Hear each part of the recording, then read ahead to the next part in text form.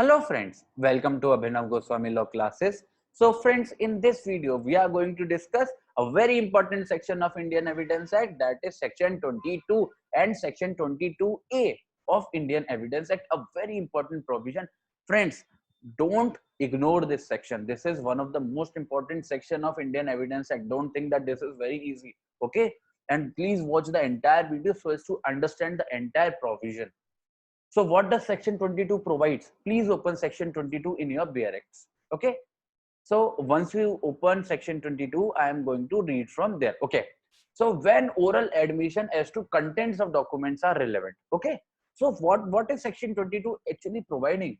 It is providing the cases when oral evidence, oral statements can be given as regards contents of documents. As regards documents, no, as regards contents of documents. There is a difference between documents, statements regarding documents, and statements regarding contents of documents. Statement regarding documents, oral statements regarding documents, general statement, for example, that there is a document or a document was signed or not. All these questions in these regards, oral admissions can be given. But we are talking of contents of documents. So a particular document is admitted. Both the parties are agreeing that particular document exists, but what are its content? So whether oral statements regarding contents of that document can be given or not, this is what section 22 is dealing about. So oral admission as to the contents of a document are not relevant. The first thing that section 22 clarifies is that a general rule that oral admissions as regarding contents of the documents are not relevant and hence not admissible. Okay. Why? Because obviously, what was the purpose of creating a document? So that it can show it contents by itself, right? So if you want to prove the contents of a particular document, you have to bring that document, right?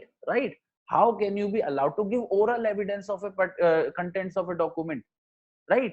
How will we know what you are saying is right or wrong, right? So there is a vast opportunity for misguiding the court of law. That is the reason this general rule is provided, that oral evidences are not allowed as regarding contents of the document. But there are two exceptions. Okay. Unless and until the party proposing to prove them shows that, first exception, he is entitled to give secondary evidence of the contents of such document under the rules hereinafter contained. Okay. So Section 65 of Indian Evidence Act provides for certain circumstances when secondary evidences can be given in regards to documents. Okay. So if a particular person is successful in satisfying the requirement of Section 65, then that person can provide oral admissions as regard to contents of documents. Okay. This is the first exception. So friends, so as to understand this first exception truly, you have to go to section 65 and see what are the circumstances when secondary evidences are allowed. So please, friends, please open section 65 in your BRX. Cases in which secondary evidence relating to documents may be given. Secondary evidence may be given of the existence, condition, contents. Okay, we are talking about contents when we were talking about section 22. Contents of a document in the following cases. So as far as section 65 is concerned, it is quite broad and it provides a lot of opportunity. Okay. So what does A says? When the original is shown or appears to be in the possession or power of the person against whom the document is sought to be proved. Okay. Or of any person out of reach of, not subject to the process of the court, or of any person legally bound to produce it, and when after the notice mentioned in section 66, such person does not produce it. Okay. So as far as A is concerned, it is providing for three circumstances. When will you be allowed to give secondary evidence of regarding particular documents, okay, or oral admissions as regarding contents of documents? What are those circumstances? The first circumstance is that the original document, the primary evidence, the original document is in the possession of the opposite party to the suit. So obviously, he will not want to bring that document on record if that document is in favor of this party, right? So if the document is in the possession of the other party and a notice has been served on that party under section 66 to produce that document, and even if after that notice, if that person is not producing that document, only then, when both of these conditions are satisfied, possession in the of opposite party and non-production even after notice under section 66, only then you can give oral admissions or secondary evidence in regard to that document. This is the first circumstance. Second circumstance, the original document is in possession of any person who is out of reach, who cannot be found, who is not available. If the document is in possession of such a person and a notice has been tried to be sent to such a person, and even after notice he is not producing that document, only then you can produce secondary evidence in regard to that documents as far as contents of it are concerned. And finally, the third circumstance is provided by is concerned that the original document is in the possession of such a person who is legally bound to produce it. For example, a government department. Okay. So, and again, but it is required that a notice has to be served upon such a person under section 66, and even after serving of that notice, he is not producing the document. Only then you will be allowed to give secondary evidence in regard to that document. So three circumstances provided by A of section 65. In all the three circumstances, it was necessary that notice has to be served under section 66, and after that notice the document was not produced. Only then secondary evidence is allowed. Now come to B. When the existence, condition or contents of the original have been proved to be admitted in writing by the person against whom it is proved or by his representative in interest. So as far as B is concerned, it is providing for a unique circumstance. It is saying that if the contents of a particular original document have already been admitted by the other party against whom you are trying to prove the contents of that document, then you can be allowed to provide secondary evidence of that document. Okay. So for example, if a particular party has admitted the contents of that document in a previous suit, or in this suit itself before that document was lost, right? So in such cases, as the contents have already been admitted by the other party, so there is no dispute as regarding the contents of that document. So obviously, as a provision for convenience, secondary evidence is allowed in such cases. Now come to C. When the original has been destroyed or lost, or when the party offering evidence of its content cannot, for any other reason not arising from his own default or neglect, produce it in reasonable time. So as far as this C is concerned, this is one of the broadest ground on which secondary evidence can be given. So if the original document has been destroyed or has been lost, or there is any other reason, but because of which that document could not be produced in a court of law in reasonable time, then secondary evidence can be given by that party. But it is very necessary that all this destruction of that document, loss of that document, or any other reason, whatever, that should not be arising because of the default of that party itself. It should be because of the default of someone else. That document must be destroyed by someone else, lost by someone else, or whatever other circumstance by someone else, not by that party claiming to give secondary evidence, not by itself. Very important. Now come to D. When the original is of such a nature as not to be easily movable. So this has become obsolete. So now we have no internet copies and normal paper copies. So if original is of such a nature which was very heavy and which is now cannot be easily moved, then also you can be allowed to give secondary evidences. Okay, you just need to remember it. It does not have very practical application as of now. Now come to E. When the original is a public document within the meaning of section 74. So when the original is a public document, so obviously it will form part of public documentation, how a particular party will be able to bring it. So in such cases, secondary evidences may be allowed. F. When the original is a document of which a certified copy is permitted by this act or by any other law in force in India to be given in evidence. What is certified copy? Certified copies are those copies which are given by certain authorities which certify that this is an original copy of the original document. There is a stamp. So what is that stamp? That stamp depicts the authenticity of that document. Okay, so there is an authenticity. So in such cases, if you are bringing the certified copy, then you can give oral evidences in regard to that document. And finally, when the original consists of numerous accounts or other documents which cannot be conveniently be examined in court, and the fact to be proved is a general result of the whole collection. For example, a particular document on which you are relying is not a single document. It is forming part of a big book, heavy bulky book or heavy bulky documentation, which it is not feasible for the court of law now to go each and every page, and the contents you are relying on are distributed in the entire book. So obviously courts can't be expected to go through the entire book. So in such cases, secondary evidences may be allowed in such cases by the court of law. Okay, now you must understand that secondary evidences is being allowed in all these cases, but how such is allowed is provided by this last part.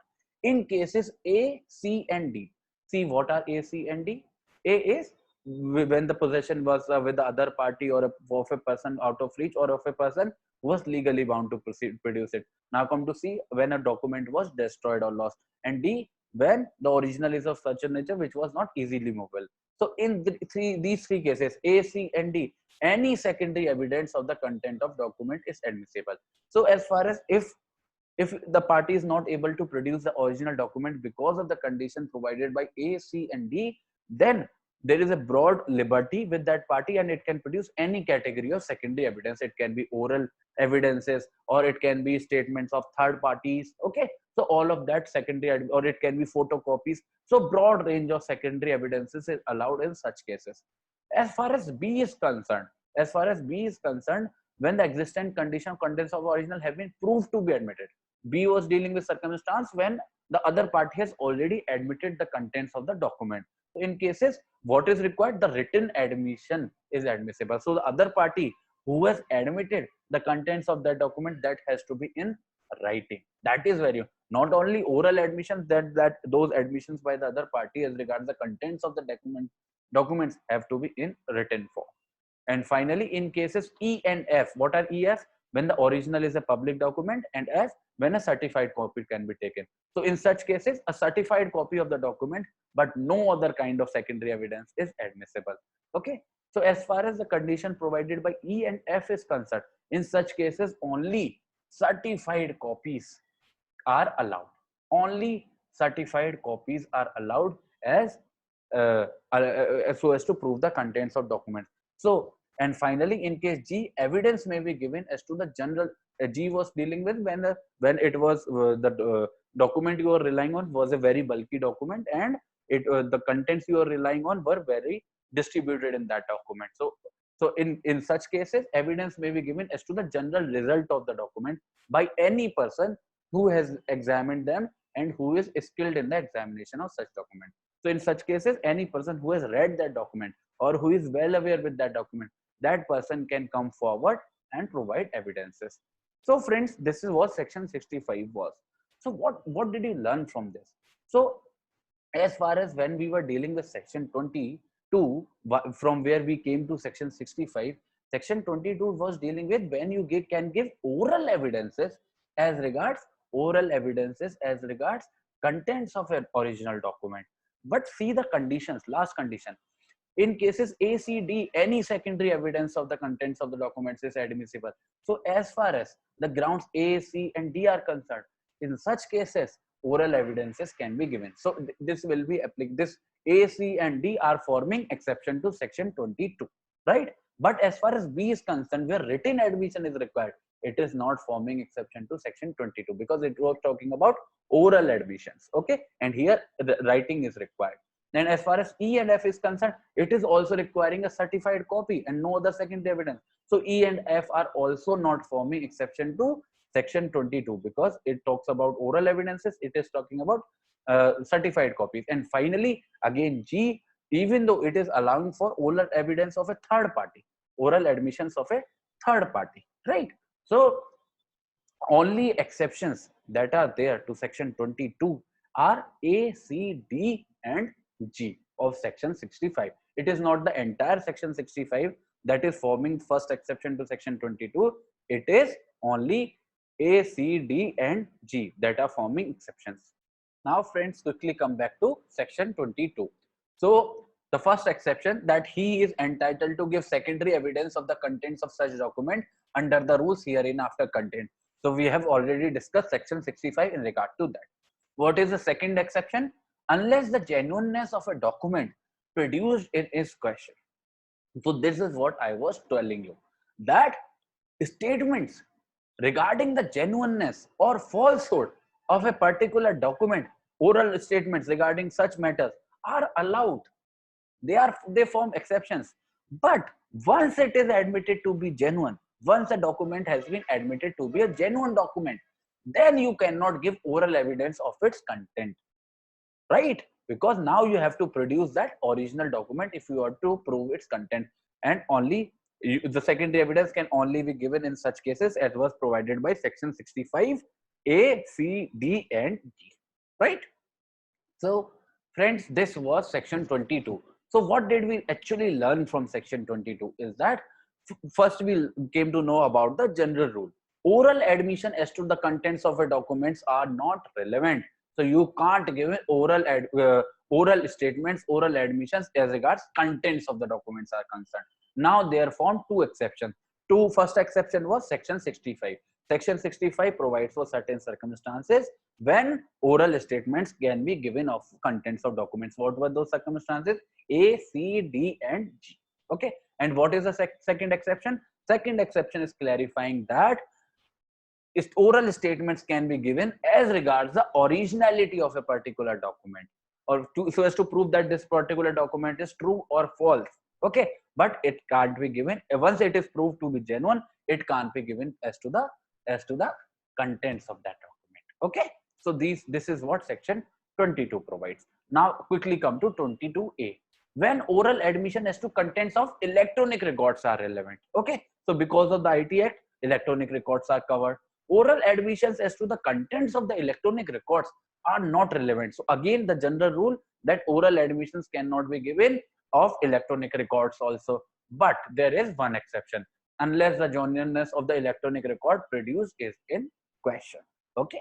So again, you can give oral admissions as regard to prove the genuineness of a particular electronic record, but you can't give statements as regard its contents, right? For contents, you need to prove that electronic record. Okay. So friends, this was our lecture for today. Section 22 and section 22A, very important section, because as far as practice is concerned, because you are faced with such a situations again and again that you don't have that document, and now how are you going to prove that? So you must understand section 22 read with section 65. So that is why I devoted so much energy on this. So friends, if you want to appreciate my efforts, please subscribe to my YouTube channel and please be a part of my Telegram group, and invitation link to my Telegram group is in the description to the video. Until then friends, be safe, be happy, bye bye.